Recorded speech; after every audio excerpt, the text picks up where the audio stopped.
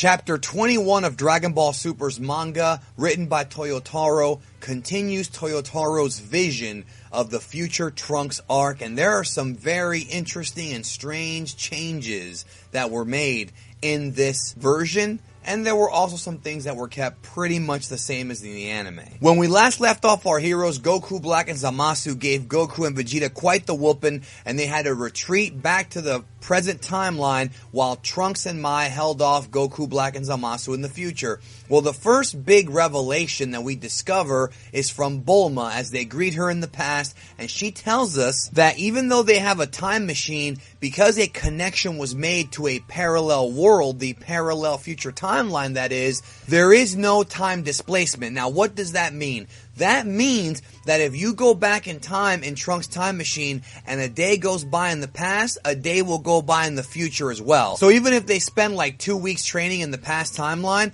they can't go back to the point that they left. This is very, very contradictory to everything that we know about how time travel works in Dragon Ball, not just with Super, but even going back to Dragon Ball Z and the original Dragon Ball manga for various reasons, which I will most likely outline in a separate video. But if you're familiar with how time travel works and has worked in the universe of Dragon Ball, you know that this makes absolutely no sense whatsoever with the pre-established lore. And honestly, this to me is a huge strike on Toyotaro's manga. I personally feel he was doing a tremendous job in fixing some of the anime version of Super's errors and making the story much more streamlined, but I think Toyotaro really dropped the ball with this one. And Bulma also reveals that the connection between the two timelines, the two parallel worlds, is actually weakening, and that they're only going to be able to go back to the future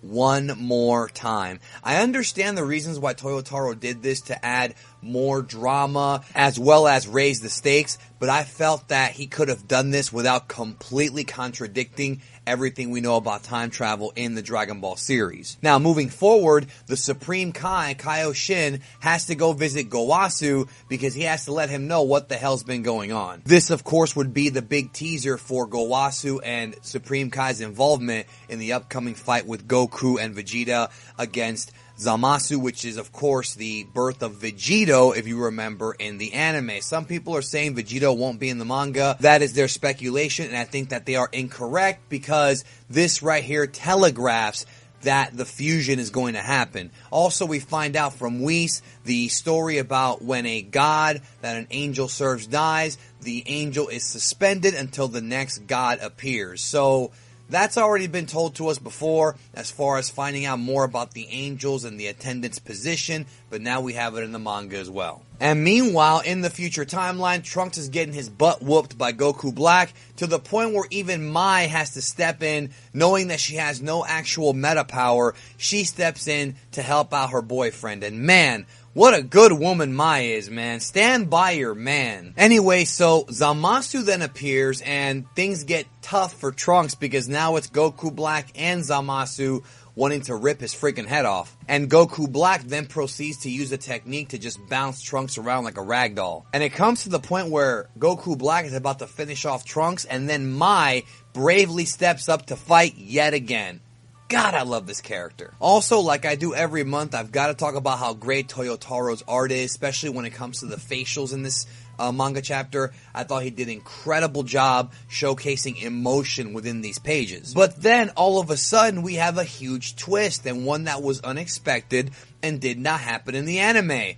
Gowasu shows up to save Trunks and Mai. And Gowasu is not alone because Universe 7 Kaioshin is also with him. Of course, these are the present versions because the future versions were taken out way back. And of course, they used the time rings to get there. And what happens is they teleport Trunks and Mai to the sacred realm of the Kais, which is completely empty because, like I said, they're all dead. But Supreme Kai thinks they should wait there and be safe there until Goku and Vegeta return from the past. Now, much like with the anime, Goku decides to learn the Mafuba, otherwise known as the evil containment wave, but in this version, Goku is practicing with Master Roshi and not with just the turtle. And much like in the anime, Roshi tells Goku that in order to properly seal the enemy inside of the containment container, I guess, you have to have the magic seal, the magic talisman on there. And those of you who watch the anime version, well, you know what happens. Now, there's this really awesome scene where Zamasu and Goku Black are together in that mysterious cabin, and they're talking about how this plan of theirs is starting to go awry, and Zamasu notes that he's concerned that the Supreme Kais are going to report all of this to the Omni King, and that could cause a major, major problem. And future Zamasu suggests they go to a different planet, which again was not in the anime, and a pretty interesting concept. But before they actually leave to that other planet, they decide to go have fun on Earth and kill innocent people because they're a couple of dicks. Supreme Kai and Gowasu sense this and show concern, and Supreme Kai suggests that they wait for Goku and Vegeta, but Gowasu just can't sit around and let his former pupil get away with all of these evil deeds, and thus he decides to head over there, which is suicide if you ask me. Gowasu tries to talk some sense into Goku Black, the former Zamasu, and try to tell him to stop being such a damn lunatic, but Goku Black says, no, I'm killing all the Earthlings. So the manga pretty much tells us that every Earthling left is dead, with the exception of Trunks and Mai. Everybody is dead in this version. The two kids, Yajirobe, nowhere to be found here. They are dead, according to Goku Black. That is a major change. So Goku Black and Gowasu are having a discussion about the Zero Mortals plan, and Gowasu is pleading with Goku Black, aka Zamasu, to just put an end to all this, acknowledge his mistakes, let's go back to the present, apologize to the Omni King, and just move on. But Goku Black insists that there is no turning back at this point. Supreme Kai teleports Trunks and Mai back to where they're at to continue the battle and to protect Gowasu. Meanwhile, Gowasu is insisting that Goku Black take his hand and that they go back to the present in peace. But no, that's not what happens. Goku Black, using his blade technique, his energy blade, stabs Gowasu right through the stomach. That's present Gowasu, not future Gowasu. This was not in the anime version. We did not see this happen, and it was quite shocking to see. And this was the third time that Goku Black had killed Gowasu. The first time is when he had done it initially to steal the time ring and go to the future. The second time is when he came to the future and killed the Gowasu from the future timeline. And of course, when he killed Gowasu in the present timeline the first time to create Goku Black, that was before Beerus had intervened and killed the present Zamasu, creating an alternate timeline. But let's not even talk about that right now, because I've already done so many videos on this absurd time travel crap. And quite frankly, I'm sick of talking about it. I don't know about you, but I'll be honest, I'm tired of talking about it. But he did indeed kill 3 Gowasus. So we go back to the present, and the manga chapter comes to an epic conclusion as Vegeta exits the Room of Spirit and Time after completing his training, shocking Mr. Popo and Dende. But in this version, he didn't blow up the entire Room of Spirit and Time like he did in the anime. Here, he just came out steaming, and it looks like he might have broken the door. So, still, we know that in this version and the anime version, Vegeta trained the Room of Spirit and Time.